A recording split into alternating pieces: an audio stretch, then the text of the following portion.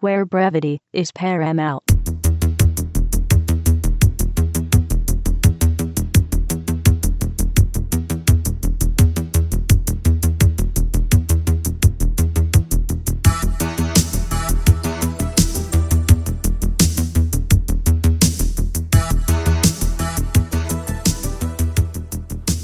Hello and welcome to episode 26 of Chet and John's Reassuringly Finite Gaming Playlist. My name is Chet Roivers, with me is John Denton. Yeah. Over the next 40 minutes approx, John and I are going to take it in turns to go through the 10 games we've been playing over the past week until we make our way to the two number ones, which are the game we've been playing the most. That's it. John, go ahead. Right. Sorry, a mosquito just tried to bite me. Number 10 is Darksiders 2, and the reason it's number 10 is because I put it in the drive and looked at it. However, I assumed that you've probably played it this week, and it's also an excuse to talk ever so slightly about the first game. So I can't really talk in depth about Darksiders 2 because I have done little more than press start. But I'm looking forward to getting stuck in. Have you been playing it? I'm assuming it's later in your list. I will get to it later on, yeah. We'll get to it later. So, yeah, I'm quite excited to play it. I didn't really like Darksiders 1 that much, but you know, in the past I've talked about how sometimes other people's opinions end up affecting mine after I've played the game. So I thought Darksiders was all right. I thought it was kind of Zelda for stupid people. Not for stupid people, but kind of a stupid Zelda. Like the puzzles weren't clever enough to be a Zelda game, but, you know, the effort was there. And I admired it for that. And then a lot of people went nuts for it, and that kind of made me dislike the game far more than was ever the game's fault. So that's something in my life I'm trying to improve on myself upon, because it's a poor way to live your life. And and as such, I'm excited to play Darksiders 2. So I guess we'll talk more about it later. Indeed. All right, I'll leave it for then. Right. Okay, my number 10 is Avatar Falls Downstairs on the Xbox 360. Oh my god, I've still indie game? Yeah, I've still got these indie games that I'm trying to work my way through. At first glance, looks quite appealing. It uses the Xbox avatars, and it looks like Trials HD mini game, or like insurance fraud in Saints Row when you have to sort of ping pong off cars. Yeah. You fall down a staircase initially, but you check later on, and the levels get more and more complicated. They're like pinball tables. So the idea is you're meant to ping off stuff, collect all these bubbles, and get the most points, line up your shot, and get the ideal score. But you can't control your avatar. So they've built all these like zigzaggy platforms, and you're meant to bounce and sort of ricochet off stuff, but you can't move your avatar so you just let it fall off the top of the stairs and just hope. Just hope. It's pure luck.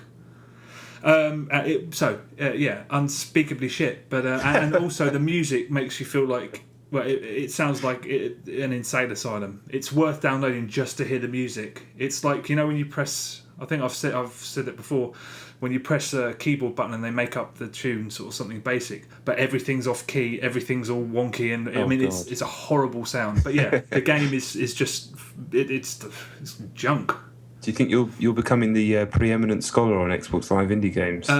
Well, I may have played so many bad ones that I'm going to never touch it again, but maybe not. But I'll answer that later. I think you've played more than anyone else in history. I don't know. I found a site the other day, XBLIG.co.uk, and they've got a database of reviews and stuff. And I was like, oh well, I'm actually, if I play any more of them, I'm going to not randomly download stuff. You're going to buy the site. I'm going to go there, look at the highly recommended stuff, in addition to the stuff that I download because I like the title. But yeah, Avatar Falls Downstairs. None of this is going to happen because all the games are coming out again next month. That's a good point. It'll fall by the wayside. Indeed. But I admire your endeavour. Yeah. Noble. My number 9 is not Noble. It's Many Balls. It's Fluid Football. It's a game in a similar vein to New Star Soccer on the iPhone. And the reason I know it exists is because the guy who makes New Star Soccer keeps banging on about it on his feed, because he's a lovely chap who wants to spread the love and bring other people up with him, which is great. I didn't play it very much. It seems to be almost more like a real-time strategy football game. It's very strange. You kind of you have to pass it between your players. It's really difficult to describe, actually. It kind of goes top down like New Star Soccer, but instead of just dragging an arrow and you pass it to your mate or whatever, you have to score a goal by maybe doing 3 passes between your players, dragging the icon between things, and then when you drag it towards the goal, it will switch to, have you ever played flick kick football? No. On the iPhone? That's more like you have the goal in front of you, and you sort of flick the screen and it kicks the ball, and you curl it around the wall. So it turns into that game, basically. So when you shoot, it's a bit more of direct control. It seems cool. I couldn't quite wrap my head around it, and I didn't have time to give it probably the amount of consideration it deserves. But I'll check it out again this week, because a lot of people seem to be saying it's pretty damn good. Freebie? Including that guy. I think it was free, actually. Yeah. I've had a crazy busy week, so I can't really remember anything that's happened, but I think it is free. I think there's maybe some in-app purchases. Yeah, there's in-app purchases to get later levels or something, but you can play plenty of it for free. Okay. So, yeah, people say it's good. It seems all right. Okay. Before you explained how you came across it, I thought you just go into the App Store every day and type football in and see what comes up.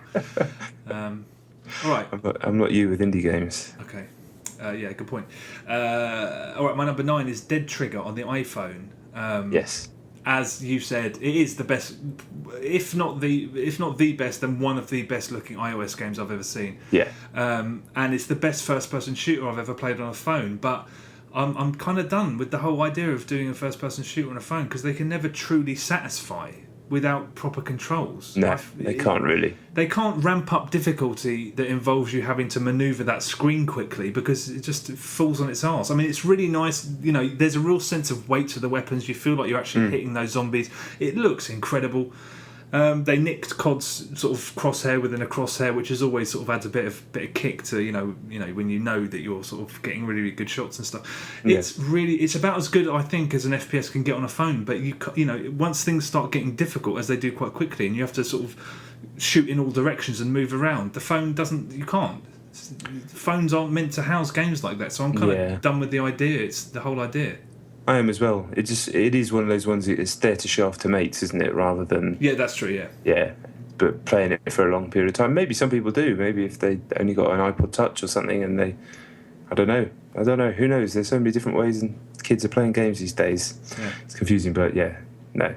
A novelty, a very, very admirable novelty for me. Very well made. I mean, as I said, it's the best one I've played, and you can't fault it. It's the problem of the system itself. Yeah, agreed. So what was that? Your number 9? Right. My number 8 is Gasket Ball. You say gasket, you don't say gasket, do you? And of course you don't, idiot. Gasket Ball. This is a game that I saw on Hookshot, I think. Kind of 2D robotic basketball game. It's kind of cool. It's all about getting this gasket. I don't fucking know what a gasket is, so I don't even know why I'm talking about that. Basically, it's basketball, and you flick this ball, and it has to go in the basket, but it quickly becomes like a physics-based, trajectory-based sort of puzzle game where you have to like flick it and bounce it off little ramps and bouncers to get it into the basket, and you get extra points if it doesn't hit the sides. You get a swish bonus, and it's quite a satisfying little number. It's on the iPad as opposed to the iPhone. It's another one where it's like free to play at first, and then you can pay to get the extra levels or whatever. But nice little game, really nice sound effects, and one of those games that has been designed well for the format. The exact opposite to Dead Trigger, perhaps in some ways, perfectly suited to the format, and makes the best out of what it has. Yeah, nice little game. I'm not aware of any other games that are just on iPad and not iPhone as well. I think there's a few, but they're escaping me right now. But there's not many. This one would probably... I don't really see why you couldn't do it on the iPhone, if only for the fact that it's nice to have a bit of furniture and a bit of space, a bit of screen space for the game, so you can actually have enough room to play it. But it's certainly not a power issue, because there's no 3D going on or anything. But there's not many. There are a couple that are just iPad exclusive, but I can't remember what they are. As always, bringing the knowledge. Okay. All right. Okay. Well, my number 8 is 2 games. Actually, I've cheated. What? I'm lumping them in together. It's the first one. They're both on the iPhone. First one is the TheEnd app. It's called TheEnd, one word, but they keep calling it the TheEnd app. And Pitfall. The TheEnd app is another Temple Run ripoff. I've become fascinated by Temple Run ripoffs, because the TheEnd app, which my girlfriend raves on about, it's the same as the other one, except you collect. I can't even remember what you collect. You look kind of like Hulk Hogan. Controls are tight. Yeah, I mean, it looks really slick. It's another very, very effective Temple Run ripoff. But she also showed me another one. I forget what it was called, but all of those rip-offs, they've all got hundreds of user reviews, 5 stars, top in-app purchases, 5 stars in all these magazines. People love that shit so much. Yeah, they do. I don't understand it because, I mean, for a quick blast, 5 minutes, yeah, but I don't understand. I could never get compelled enough to continue and unlock later levels and all that stuff. But as on the flip side, my girlfriend bought Pitfall, and I played it, and it's absolutely terrific. But that's because it's a mixture of Temple Run, but it intermittently sort of flips into more. It owes more of a debt to the iOS version of Mirror's Edge. Okay. Which I that's still my favourite iOS game of all time, Mirror's Edge. I love that game. So yeah, it's a bit more inventive with it, and there's it's just the contrast between that, which at the time hadn't been downloaded many times. It wasn't in the charts. I'm sure it will be because the name means something, and I think it's been quite heavily publicised. But yeah, the Pitfall, really fucking good. 69p, great. Really great. And the other one was called what? It's called TheEnd app. It's called TheEnd, one word. But they on all the menus it's TheEnd app, and in the store it's called TheEnd app. And I'm just like, why? It's in games and stuff. But I mean, very good. But it's just another one. Whereas Pitfall does a bit more with it, and I was very impressed. Yeah, I might check that out then. 69 penneth. Yeah, Pitfall's good. Yeah, very good. Yeah, that sounds alright. Right. Right, my number 7's a bit of a weird one. It's Gran Turismo 5 of all things, and the reason it's Gran Turismo 5 is because I was at Gamescom and I didn't actually play many games. I was there for other reasons, but one thing I did do was test out you and I aren't really into realistic racing games, are we? Not really. So we know nothing about racing wheels. I know nothing about racing wheels, and I kind of always assumed that racing wheels were quite basic things, and they were like that standard Xbox one that some people have, cost like 50 quid or whatever. But I tried out this special type of racing wheel at this stand with Gran Turismo 5, and it was absolutely fucking incredible. I mean, I still couldn't drive because I don't know how to drive a real car, let alone a fucking sports car. But the thing, like the pedals, I think the pedals were rumbling. The thing had like genuine like tension to it. So. And you were sat in this seat that had, I think it had speakers in it, and maybe the seat rumbled, I can't even remember.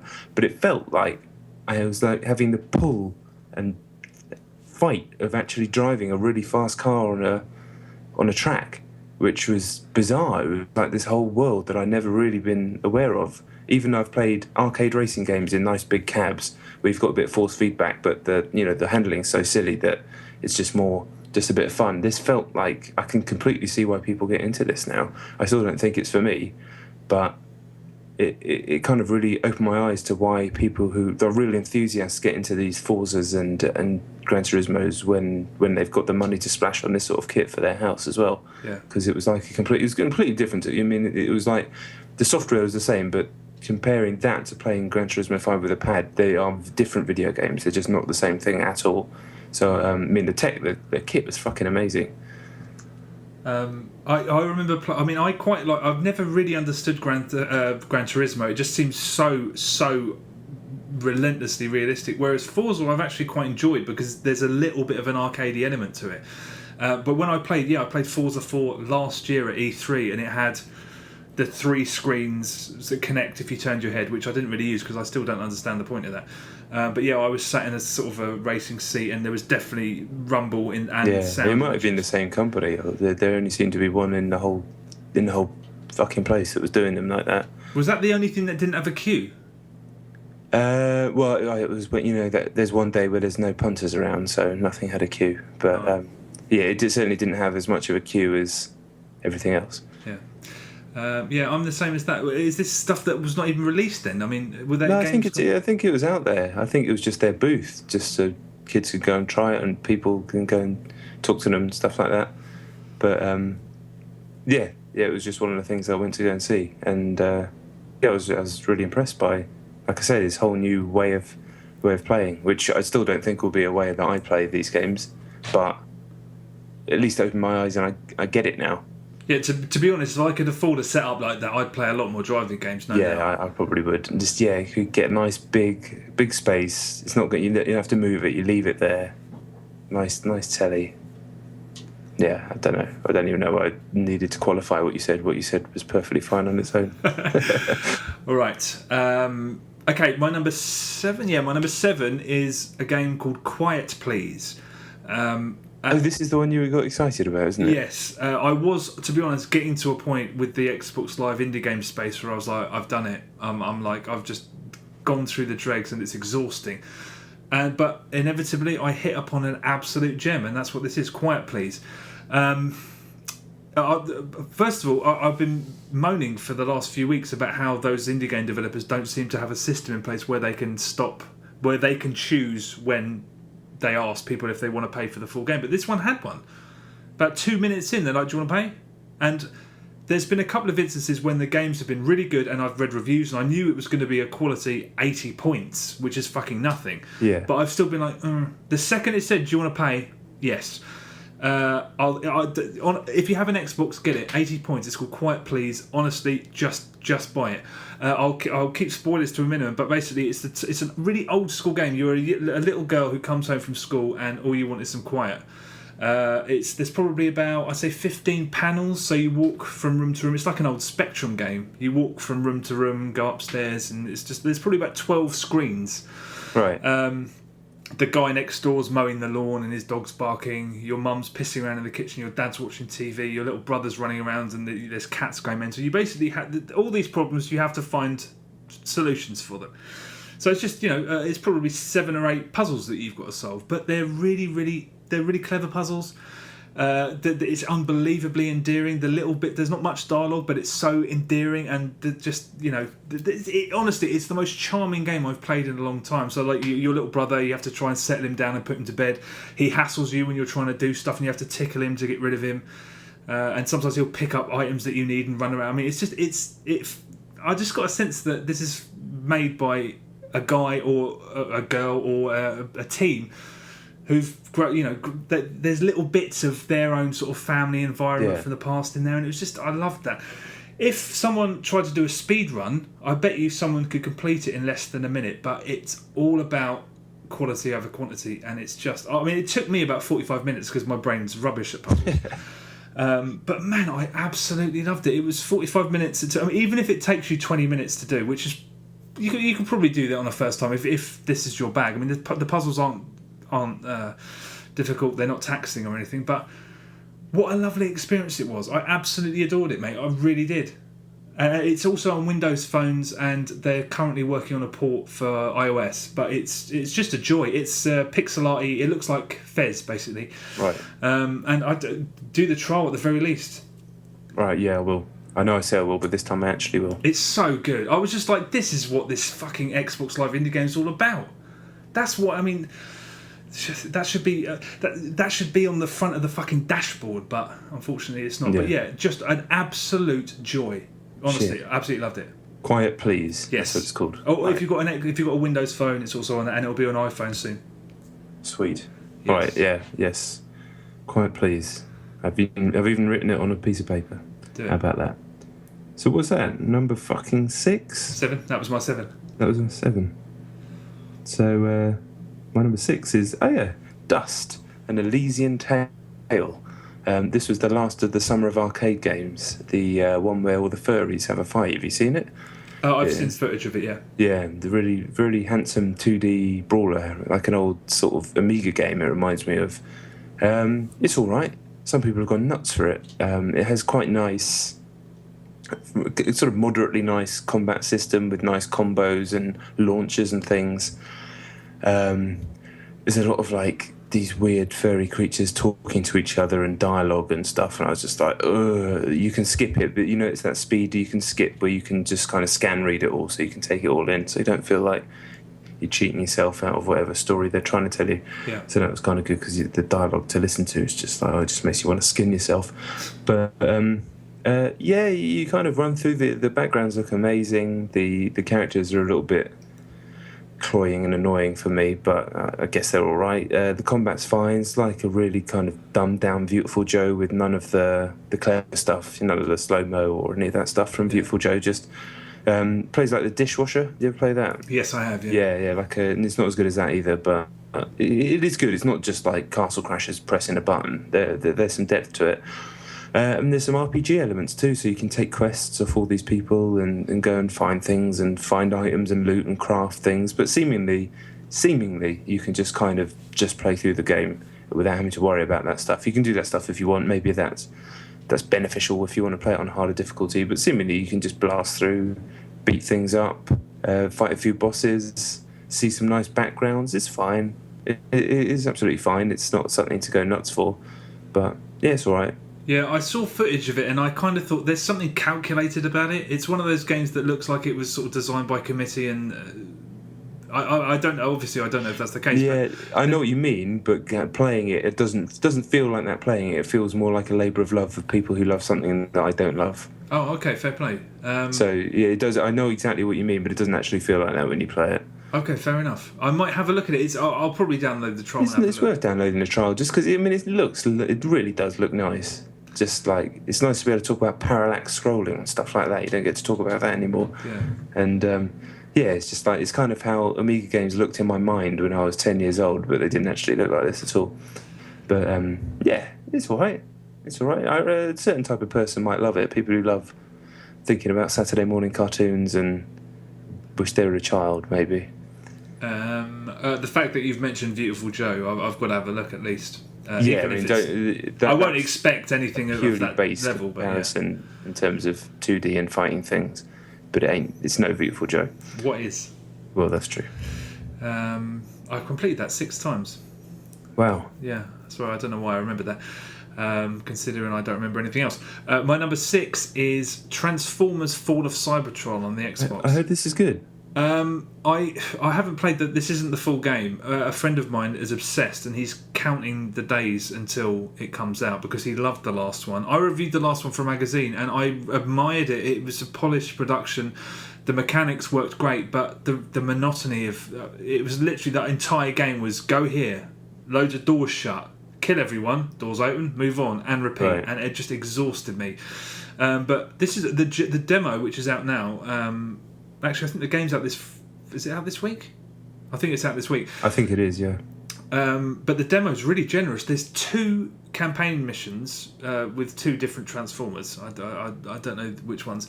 And there's 2 different modes in multiplayer. And me and a mate played because he's been on it all the time. And I said, I'll doubt if we can hook up on multiplayer. I'll have a look. And yeah, it's fine. I hadn't played the multiplayer on the last one, but this was. Yeah, it's fine. It's just Battlefield with Transformers, and it works very well. I mean, I'd never play it. I mean, but if you're obsessed with Transformers, as he is, you'll probably love it as much as he does, because there's real polish to it. But again, it is just capture the objectives, go from A to B. One of you can be a medic of sorts. It's just a Battlefield that's not as good. If you love, right. If you're not obsessed with Battlefield yet, and you love Transformers, yeah.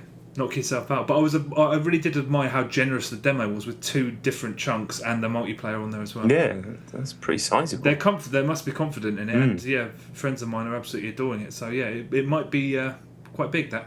Yeah, I didn't really like the one that other people like. This one's called what? Fall of Cybertron. Fall of Cybertron. And that one was War for Cybertron. That's right. I'm pretty sure that's right. Yeah. And then there was the film tie-in in between, which I think was actually shit. But I didn't. The film that tied in with the games.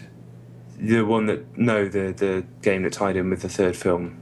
Oh, did they do? I didn't even know they did that. It's like fucking Bad Moon Rising. I don't know what it's called. I don't know about Transformers, but yeah, I didn't really like the one before, which I've already forgotten if it's War or Fall of Cybertron. They shouldn't have called them the same thing. No. But yeah, I can see other people love it. It's one of those. It's fine. Can't force it. Polished, slick, good. Go knock yourself out. I won't be there, but go ahead. Yeah, sweet. So my number 5 is FIFA 13. I had said I didn't get to play many games at Gamescom, but I did get to play some FIFA 13, which is as we've said on a few times on this podcast already, shaping up fantastically. In comparison to Pro Evo? Yeah, I didn't play enough of it. I literally played like 2 games of it against random German, I think it was a German guy that just decided to come play me at a booth in Gamescom. I beat him twice, yes.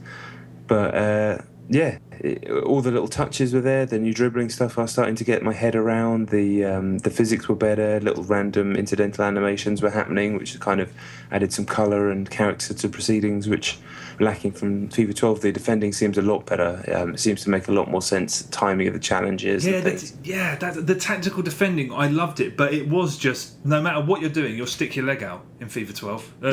Whereas here, if he's got his back to you and he's sort of trying to step around you, you just pull at his shirt. It's like it's context sensitive, and I was like, that's so good. I love that part of it. So and I really enjoyed those games. I've really enjoyed playing Pro Evo. So as I've said, it's going to be a hell of a fight, and I'll play both extensively, I'm sure. It's going to be damn good. I can't wait. I'm really looking forward to it. Actually, a mate of mine earlier today rang me and said I've booked the day of FIFA's release off, so he's coming round here and we're going to do the old switcheroo all day. Oh, nice. That should be fun. I can't wait. I can't wait. So is it September 28th? Is it Friday the 28th? I think it's the 28th. Is that the Friday? Yes, it's one of those days in the late 20s. I'm at your house that day, so we can do a triple switcheroo. Oh, are you? Why? Yeah, you're a gamer, innit? Oh, of course. Fuck. Okay, that's fine. Yeah, that'll be fun. Triple switch. All right, triple switch. Watch out for us. All right. Yeah. Beware. Right. Yeah. Enough just normal conversations. So yeah, FIFA is good, isn't it? It is exceptionally. I can't wait. Yes. Okay, well, my number 5 is Hybrid on the Xbox 360. Oh, that's my number 4. Is it really? Yes. Have you got the full game? Yeah. Oh, have you? No, I've only got the fucking demo. No, I got the full game because I wrote a review which may or may not be up on the website yet, so I shan't say in case it's not. But I was asked to review it for someone. It's really. I mean, I tell you, everyone I know who's touched it had the same reaction during the tutorial. I was just like, no, not interested. Can't be bothered. Just something about it really left me cold. But as soon as you get into a game, and I like the model, the demo model where they give you an hour of multiplayer for free. I thought that was really neat. So I think I've probably maxed that out now. But yeah, it's won me around really quite quickly, and I think. Again, if me and my friends weren't completely obsessed with Battlefield, this would be a really good substitute. I like the fact that it's 3v3, it's teamwork's important. I quite like the map design, even though they were small and sort of symmetrical. I really. What did you reckon? I liked. At first, I was kind of bewildered by it because obviously it's cover only, isn't it? You have to be in cover, and if you're not, you're flying to another cover point. Yeah. So you can move and kind of swoop up and down and strafe, but you can't walk around like any other game ever. You're basically in cover the whole time. And after I got my head around that, I was like, oh yeah, this is quite cool. It's nicely animated. The guns feel nice. The flow of the combat's quite nice. And then after a good chunk of games, I was just like, I think. They've seen it all. What I wrote in my review is that as you get better at a game like Battlefield, or it applies to Halo or any great online shooter, the whole game changes as you get better because you start to learn all these new tactics and different ways of playing, and it feels like you're playing a different game almost after a certain amount of hours. But this game didn't feel like it was changing at all because the maps are so small and they feel exactly the same. And the way they're structured in a loop, so you're constantly looking behind you and getting shot from behind, not in an annoying spawn way, just in the way that that's the way it's set up.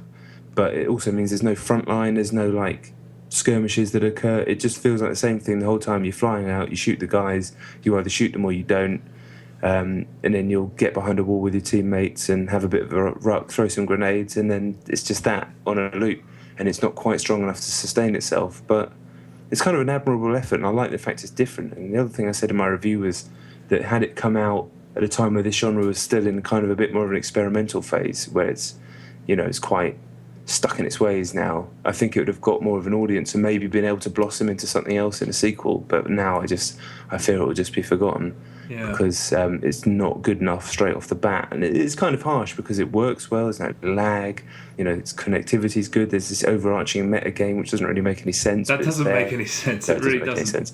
But there's a lot to admire, but ultimately it just nothing else was happening for me. The more I played it, I was like, okay, every game just feels the same. I'm having the same fights in these small maps in the same angles every time, and Yeah, that's it really. My impression was based on probably about 45 to 50 minutes of gameplay, and I really did start to warm to it. My girlfriend had a Raz as well, and she really liked it. I like the simplicity of it, and I kept being in scenarios where I got beaten by another team of 3 who really were on the ball, and that always impresses me. That always makes me want to convince my friends to get it and see if we can get up to that level. Just using the space correctly, keeping them boxed in. It was irritating because we were getting our asses handed to us, but it didn't feel like they were breaking the game. It just felt like they were being really savvy, and I like the upgrade. That is about it, though. Unfortunately, that's it. So I like the upgrade system. I like the fact that 1 kill you get a droid, 2 kills you get another droid, 3 kills you get that ninja droid.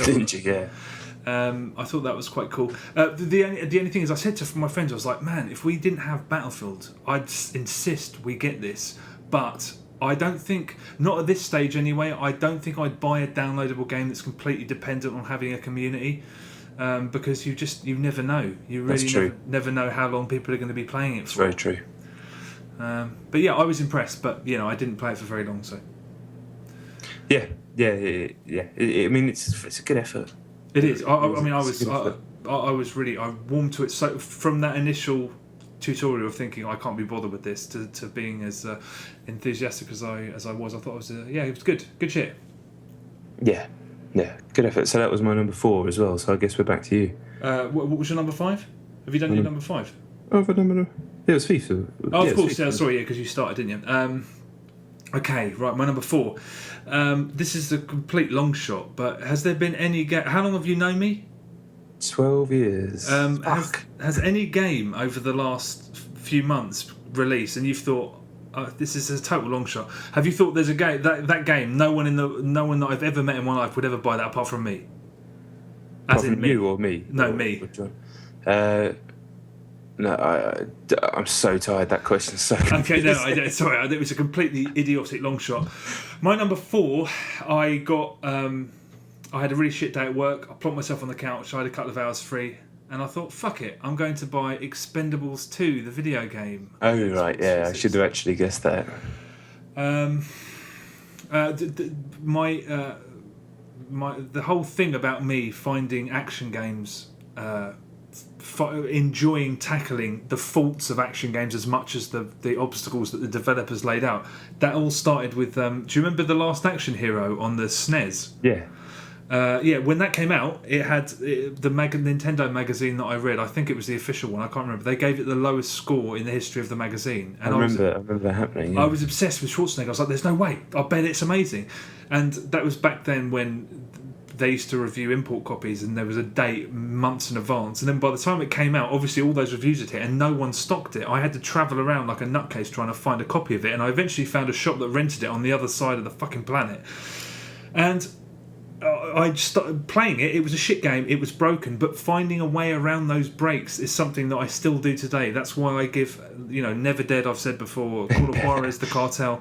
There are breaks in the game. There are things that the developers have missed or fucked up with, but there are ways around them. And I enjoy, great action games are about problem solving anyway. And I don't care these days whether that problem was put in front of him by a developer's skill or by his incompetence. So when I saw, and the other thing is, there's 2 things that I'm a sucker for, and I don't know if I'll ever shake them. Games with peripherals. If a game's got I saw Tony Hawk Ride in HMV the other day. I almost bought it. I'm like, it can't be all bad. It's got that fucking skateboard. Honestly, that's something I think I'll take that to my grave. And the other thing is movie licenses. I always think, it can't be all bad. Despite the fact that there's more chance of you fucking. The chance of you finding a good movie tie-in is. I don't even know. How. It's GoldenEye. That's it. That's it. That is it. Is it? No. You've got. There's a few others, but yeah. Yeah. Okay. The World Is Not Enough. That's underrated as fuck. But anyway, I saw all the bad reviews, and I just thought, it's a shooter. I'm going to really enjoy it. I'll get the most out of it. I like that kind of game anyway, and I bet you I like it despite the fact that everyone else hates it. So I forked out 1,200 Microsoft points for it. But I started the game. I opened it up, and my girlfriend came in and said, "What?" Because as soon as the menu came on, I went, "Oh God." Honestly, the menu screen. I've been researching earlier today, trying to figure out who developed it. You can't find out. It's impossible. That information doesn't exist. I've gone everywhere. There's all these threads online asking these indie developers if they developed it, because it was probably developed for a pittance by somebody who's more accustomed to developing for the Xbox Live indie game space. I've seen better looking games on there than it's shocking. But the first thing that happens is there's this really bad fire effect on the title, and it comes up saying press A, and the A button graphic looks like they cut and pasted it from a website that didn't even have the official rights to the Microsoft A button, and it's all sort of pixelated, and I was just like, oh. But anyway, you've probably seen what the game looks like. It's one of those four-player, you run and gun. Everything is upgradable. Everything about the game is upgradable. So when you start, you've got about 5 bullets in your magazine. You spray them around everywhere because you've got no accuracy, and then you spend 3 seconds reloading, and then you do rinse and repeat. You can't see where your bullets are going, so you don't know if you're hitting anybody. When you do hit someone, the animation for them being hit, you can't even tell really that they're being hit. Enemies are bullet sponges. Some enemies are really difficult to defeat. Some enemies go down like bowling pins, but you can't tell the difference because they're all animated in exactly the same way. Needless to say, the upgrade I never want to understand how long it takes to upgrade one character. You're supposed to upgrade all 4, but in the 2 hours that I spent playing it, I got one upload. It's longer than the film. I know. I got one upgrade point for the Jet Li character. Incidentally, the Jet Li character, I'm going to try and find on YouTube so I can put at the end of this podcast, whoever voiced the Jet Li character. I mean, it might be spectacularly racist. It sounds like a really, really gruff old man trying to do an impression of, what's that mouse with the sombrero hat? Speedy Gonzales. Yeah, honestly, there's an element of Speedy Gonzales to his voice, and I'm just like, is this the most racist thing ever? They give him hardly any dialogue, so you can't quite put your finger on it. But anyway, it's one of those horrible. I can't remember the last time I played a game this terrible. There's bits of it where you're supposed to all walk through like an army, shooting everyone and just mowing them down and walking through. There's other bits where you're supposed to use cover and stop, and you die sometimes. Even after all the time I played it, I don't know what the health bar was. The health bar, it looks like, I kept saying, but I just died and I had full health. And then another time you'll walk in and you don't die. Because sometimes you're meant to use cover, and the cover blends into the background. So you're walking through all these indistinct landscapes thinking you're supposed to march through, and you die, and you're like, oh, obviously I was meant to use cover. And you see a little mound, and you're like, oh, I was supposed to sit there and just gun at them from cover. And some scenarios you have to clear all of the enemies out before you can progress, and other scenarios, if you don't move through, they spawn forever. So you never know what the fuck you're doing. Sometimes you're sitting there trying to take them all out and they just endlessly respawn. Sometimes you go in and die straight away and it takes you back to the last checkpoint. Honestly, I saw that Eurogamer gave it a 2 out of 10. That's the most generous score in the world. I can't remember the last time I played a game this fundamentally fucking terrible. Games like this, I didn't think games like this got made anymore. Amazing. No, honestly, you've no idea how bad it is. It's so terrible. I can't believe you spent 1,200. Please don't. When I think about that, I can't believe what I've done. This is the man who wouldn't spend 1,200 points on Spelunky. Please, still won't. Please. But honestly, I thought there'd be something. There'd be a little something that made it worthwhile in some way. But it's so painful. I mean, I was playing it and I was grimacing. I was like, what am I doing with my fucking life? There's another bit where they try to mix it up on the second level where it's like you've got the reticule and you're flying in a helicopter. And you're like, that can't be bad, can it? How can you fuck up that? They fuck it up. You can't see your bullets. Your gun overheats in about 2 seconds. You can't see what you're hitting, and you keep getting hit by stuff. And Jet Li's there going, bah, bah, bah, don't. Honestly, I never want to talk about that game ever again. I've already deleted it off my hard drive. 12,000 points. 12,000. 12,000. Honestly, I think if anything's going to put a fucking nail in the coffin of my obsession with movie licenses, this is it. Jesus Christ! Don't even. Oh God! Maybe you needed it to finally kill that off. If I just tried the trial, I'd have known. but I had to just go, yeah, fuck it, 1,200 points. I know it's going to be good. Oh, God. Sounds like an ordeal poisoning. You know that thing that they do in some cultures where they take a poison that's so bad it nearly kills you, but the ordeal is so awful that when you come through the other side and you get your health back, you've had like a life-changing experience and it puts you on a different path. That's the best way to look at it. And I hope that something like that's true. But honestly, my friends take the piss out of me because I'm a bit of a sucker for shit action games. I can't believe how bad this is. And the fact that Ubisoft have hidden the identity of whoever developed it. I mean, there's something admirable about that, because part of me wants to go and hunt him down and, you know, give him a fucking really good slap about the face. But I think it's because they probably farmed it out to someone who was very cheap. Probably one guy. It wouldn't surprise me if it was developed by one bloke. But I'm going to try and find some dialogue to put at the end of the podcast of Jet Li, because it's spectacularly inappropriate. I never want to talk about the game. Let's forget about it ever existed. My cheeks are hurting now from listening to you talk about that. I was laughing so much. Right, so, crikey, yeah, that's taken out of me. My number 3 is Tekken Tag Tournament 2. 4 Ts in a row, which I played at Gamescom quite a lot. And it's very good. It's 2-on-2 Tekken. It seems that the creators of Tekken have finally just accepted the fact that it's completely ridiculous and just kind of almost turned it into a comedy. Didn't they always know that? I always found myself laughing at Tekken. Yeah, they've just gone all out now. They've gone, yeah, this is just funny. And like all the background's absolutely ridiculous. There's one where you're fighting on a boat and this fucking dreadful techno comes in. They know it's shit, and there's this guy in like a kilt dancing in the background on the bow of this boat. It's faster than any Tekken's been. The sound effects are superb. Like the impact and the block sound effects are great. It's really nice, actually. Yeah, it's playing really nicely. Tekken is... I got bored of Tekken, and they seem to have turned a corner again and made it... It kind of feels like its own thing again. It kind of feels separate from everything else. It doesn't feel like it used to. It is faster and snappier, and I'd need to play a hell of a lot more to really put my finger on exactly what it is that they're doing. But... it's the most fun Tekken's been in a long time, and kind of reminded me of how fun Tekken used to be, even though it doesn't play quite like those old Tekkens, if that makes any sense. Yeah. But the 2-on-2 stuff seems fine. It's more just about switching out when one guy's nearly dead. There are tag moves, but it's not... I don't think it's as fundamental as they are in Street Fighter Cross Tekken or some other tag games. It's more just about those standard Tekken combos, some air juggles... And you can beat someone down real quick as well. And there's like 50 characters, shitloads of like so much customization options. You can come in just holding a fish for no reason. They've done a good job. I've now got a copy at home as well, so I'll be playing more of that, I think.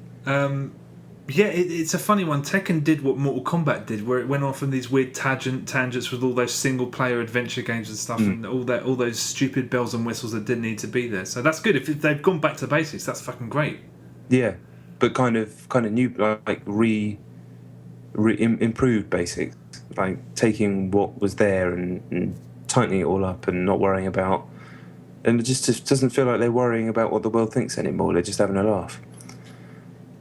Okay, that sounds really encouraging, actually. Yeah. I think we'll play it and have fun. Cool. Should it come to it, have a good old session on that. Nice one. Okay, my number 3 is Battlefield 3.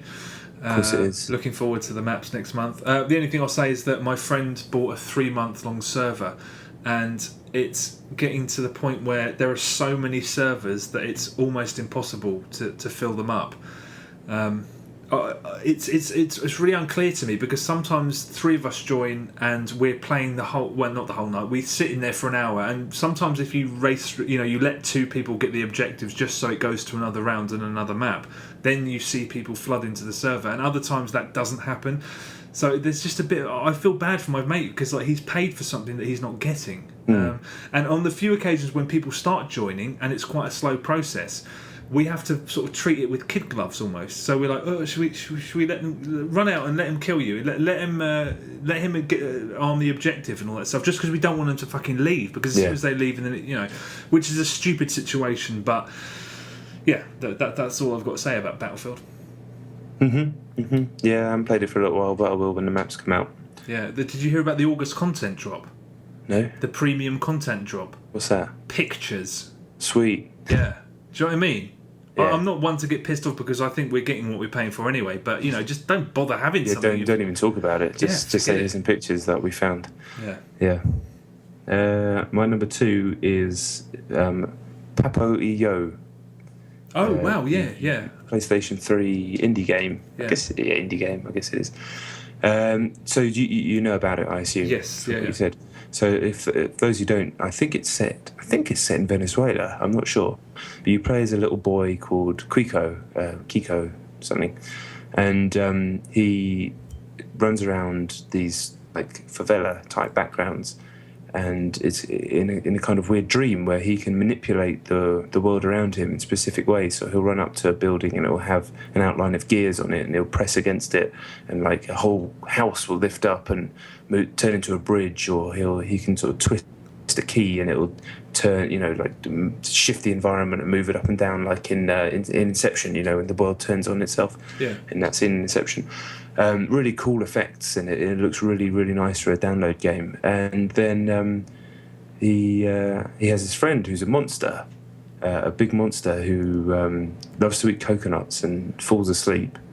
And you can jump on his tummy and bounce off him to get to higher areas. But if he eats a frog, he goes nuts and tries to kill you.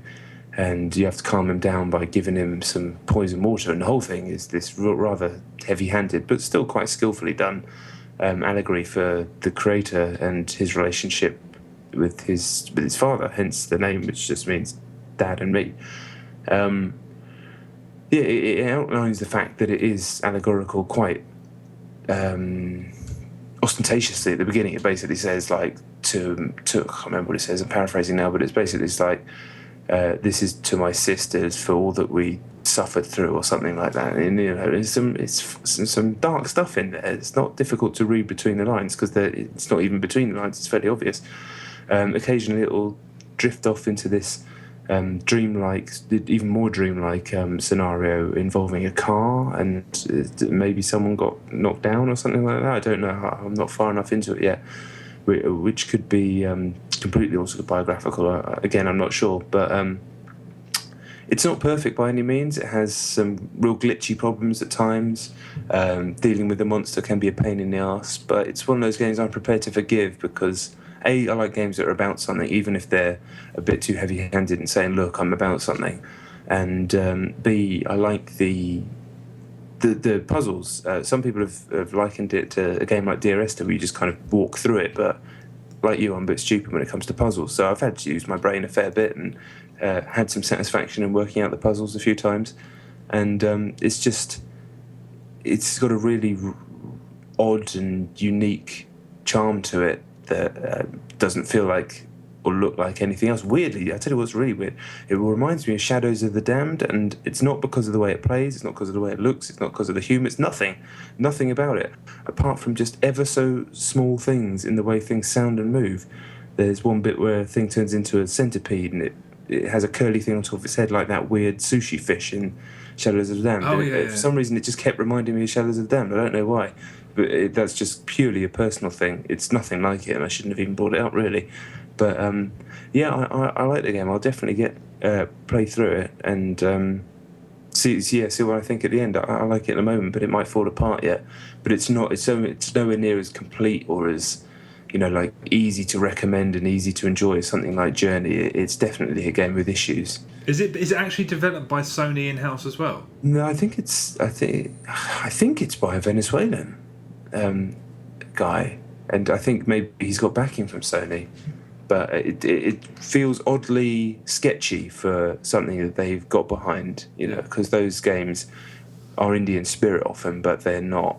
They feel so polished, like that Game Company games and the other stuff they put on PSN. Whereas this does feel a bit more like you download it from Steam for £5 and you go, okay, well that bit's fucked. I've fallen through the building there, but whatever. There's some nice ideas here. It feels more like that, but I like it. How much is it? It's £12, so it's not cheap. That was the other kicker. It's quite expensive. I decided to just suck it up in the end and thought, I want to see what it's all about, and that's still a third of the price of a normal game. So. It's really. It's one of those games where the critical reaction is so varied that I'm instantly drawn to it. Well, there is a trial that lasts a decent amount of time, which is what I did. I got the trial and then chose to pay after. It's a good 40 minutes of trial, so I definitely recommend checking that out. Oh, okay. I think I might do that. That sounds really interesting. There's something about Sony releasing downloadable games. I'm listening, basically. If it's somehow, because if it's... That's the thing they've done best, I think, this generation. Yes. I'll probably agree with that. I'm going to look into that. Okay, right, my number 2 is Sleeping Dogs. Which is my number 1. Oh, is it really? Yes. Okay. Well, let's do it, because my number 1's Darksiders 2, so... Oh, okay. Cool. Which is my number 10. There's some sort of magical palindrome. Yeah, Sleeping Dogs. Do you like it? I like it. Really like it, yeah. Yeah, it's just so fun. It's I've seen some people on Twitter saying, being quite belligerent about the fact that they think it's better than GTA. I don't. No. But I would be approaching the same level, not the same level of enthusiasm, but I'd be almost, doing backflips for it if I hadn't come straight from Saints Row the Third. Almost literally, when I finished Saints Row the Third, the next game, aside from Darksiders, which is very different, was Sleeping Dogs. But I'm massively impressed with it. If you're looking for a stopgap before the next Grand Theft Auto, this is a brilliant. That's going to fill that time brilliantly. Yes. I said in my review, when I reviewed it, I said it's like a high-end Steven Seagal movie because the plot is rubbish. It's not rubbish. It's just it's so filled with contrivances and coincidences. Yeah. I was just kind of laughing at it, but it's kind of, you admire the spirit of it, the kind of forceful kind of. It's quite entertaining. Yes. Anyway, isn't it? It is. You want to see what happens, even if it. I kept forgiving it its contrivances because it didn't even feel like there was anything to forgive. It was just kind of... That's why I described it like a Steven Seagal movie. I'm just like, I totally enjoy watching stuff like that. Yeah. When it's got the courage of its convictions and it's kind of, it's clearly driven. And a few good scenes as well. Like, they were actually quite good. You can put that down to good casting, though. The money they spent on the acting talent was well spent. Because the main guy's good, isn't he? Yes, he is good. He is. Yeah, he's just some guy. He's been in some TV shows and stuff. I looked him up, but... Yeah, he's good. But they had Emma Stone and Tom Wilkinson, and it's just you get what you pay for when the dialogue is as decent as it. It's not amazing by any stretch, but they elevate it, and that's always worth paying for. But the game is just fun. It's damn good fun. Yeah. Well, what I wrote in my review is I kind of use this as the thread of my review, is that it's a genre piece. I mean, some people have slated the game, not slated it, but like said, all right, it's not that good because it's so derivative. And I said, well, it's less that it's derivative. It's more that it's just there's this established genre. It's been around a while. This is the way it's done. And it's like, well, we're going to fit exactly in that template, but make every single element of it, the familiar elements that we're going to make them all as fun as we possibly can. Yeah. So combat's banging, the driving's great fun. The movement around the world's great. The shooting's even fun, and even a little bit of Vanquish in there when you're diving over the cover and it goes into slow motion. Yeah, that's cool. You drive around and you pull out a gun on your motorbike and the game goes into slow motion. You can shoot tyres out. It takes 3 seconds. Why? Well, how could you possibly ever do that? Who cares? Doesn't matter. It's more fun this way. Yeah. That seemed to be the whole attitude to certainly the story missions of the game. All 30 of them, every single one of them had a bunch of crazy stuff happening in them. The way it flowed between the different action types was really good, and they didn't seem to let anything get in the way of just having some fun without ever going into extreme Saints Row parody or pastiche even. It was just balls out fun, and some quite cool side stuff in there as well. Nicely realised city, bit choppy, but I really liked it. I thought it was a really cool place to be, that city. The only time that I didn't was when you're on the road, there are so few cars on the road. There really are. It felt like a computer game space. It reminded me of The Getaway. It felt like you were driving around ghost sort of streets half the time, and that was apparently the PC version looks incredible and has like loads and loads of detail and loads of cars on the street and stuff. Oh, wow, it's okay, just there's only so much they can do, because at times it looks amazing, like when it's raining and like the neon of the cities going off. And I thought walking around the streets was really impressive. All the NPCs, they like some of the stuff they're doing is really detailed, and they seem to be people having actual conversations and things. And I kept being amazed at how detailed it was, because it's like, damn, this must have cost a lot of fucking money. Yeah.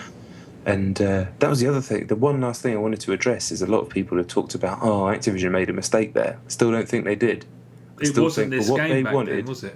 No, but even if it turned out to be this good, I still don't think it'll ever do the numbers of what they wanted their open world franchise to do. They want another game that's going to be as big as COD, and it was never going to be that. It's a much better fit where it is. So everyone's a winner in the end. Activision, it wouldn't have worked out for them. They would have got the game that's going to sell whatever it sells, a few million, and they'd have closed the studio. Now, hopefully, they'll get to make a sequel or do whatever they do next. Everybody makes some money on that end. They made a good game, and Activision get to go and do their thing. So, yeah. Just because a game gets to number one doesn't mean that it necessarily would have been a good business decision for them to keep it on. Yeah, no, you're right about that, for sure. But yeah, I was mighty impressed. The one thing that I mentioned, again, when I reviewed it, is I said that rarely in any kind of action game do you feel endangered. And some of those missions, when you on the one side you're befriending those gangland people, and then you've got to bug them the next time from the police, and you're sitting there, and those mini games felt like an absolutely perfect balancing act. They were easy enough to understand but hard to master, and you were given enough time to do stuff. But when you're trying to fucking put what the fuck, like a grill back on when you've planted a bug somewhere and they're next door chatting about coming in, I was genuinely on the edge of my seat.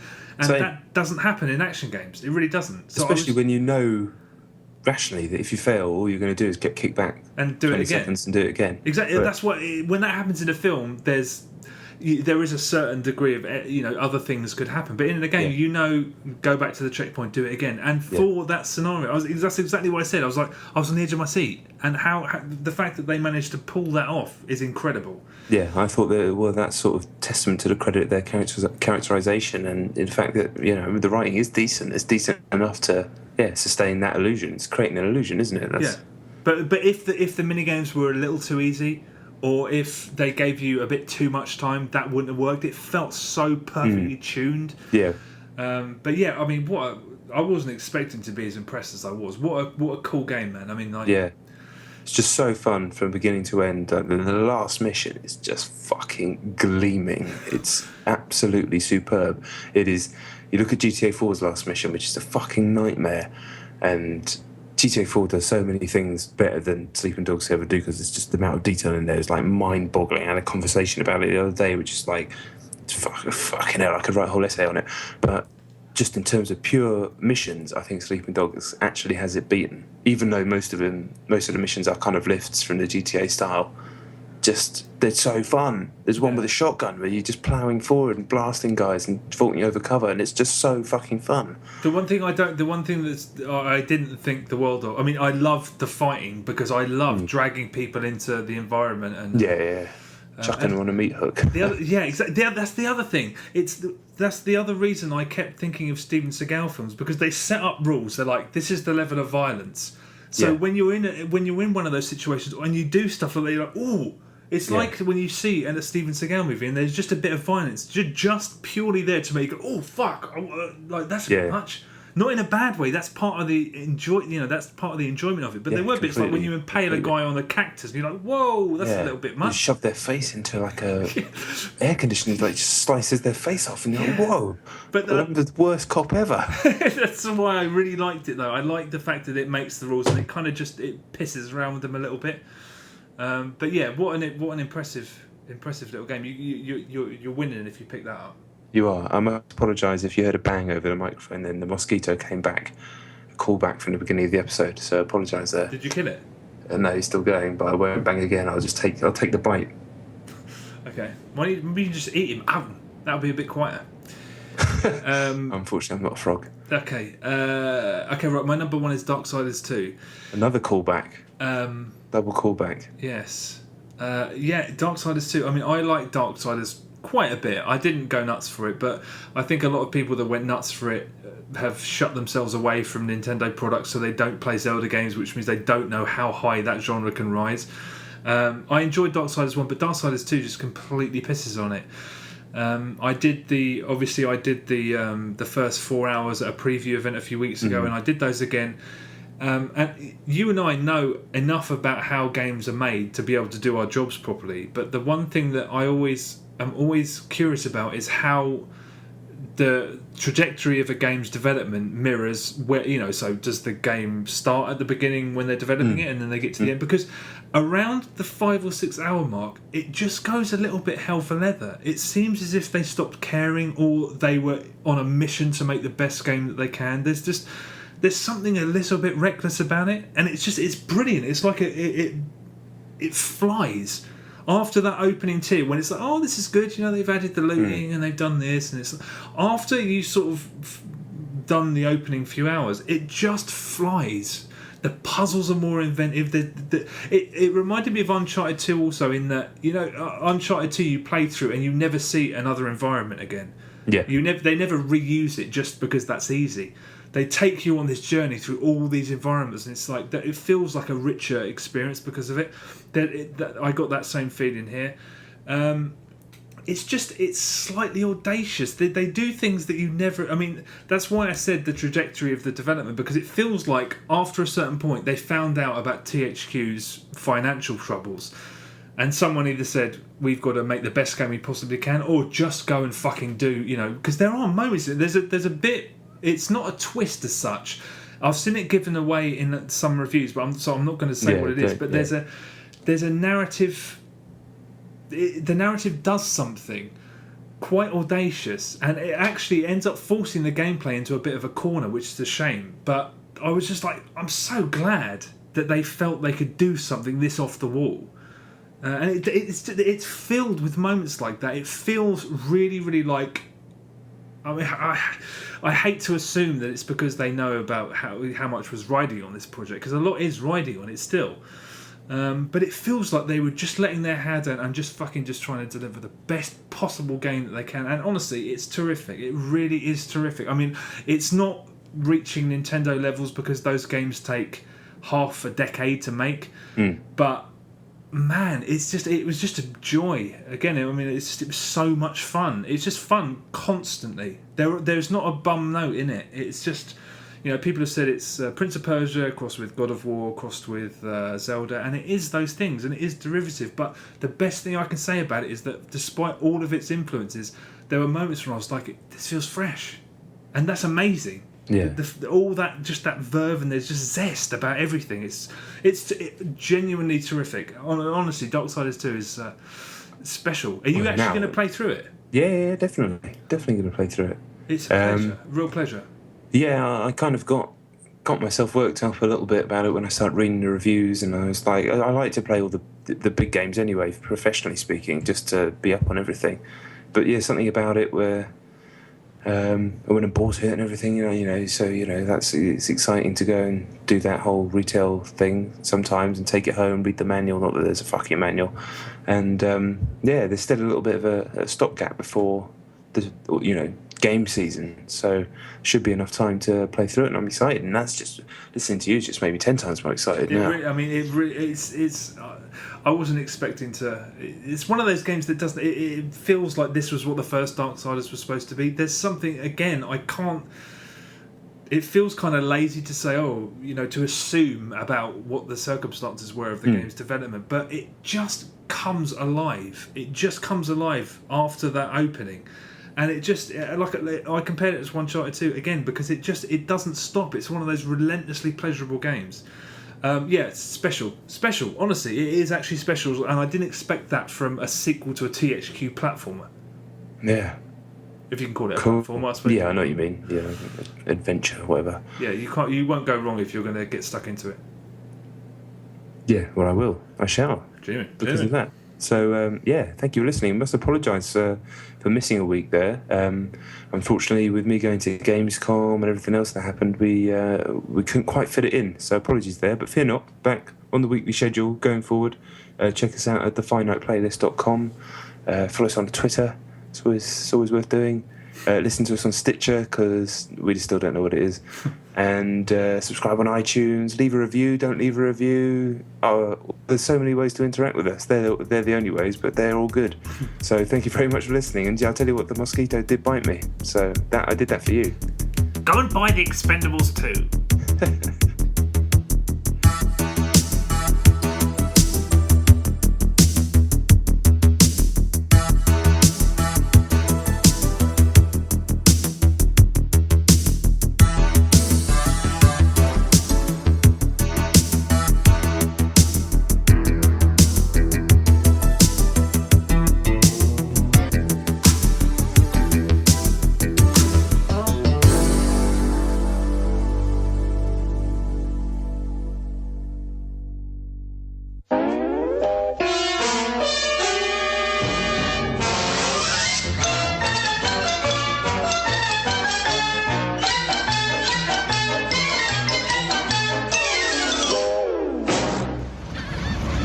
In-country rules, guys. Stay quiet, stay low, and keep your eyes open. And the Albatross is running on fumes. Now we're gonna need to find some fuel if we're gonna get out of here. Let's move. Stay tight. Man, this is one sad-ass country.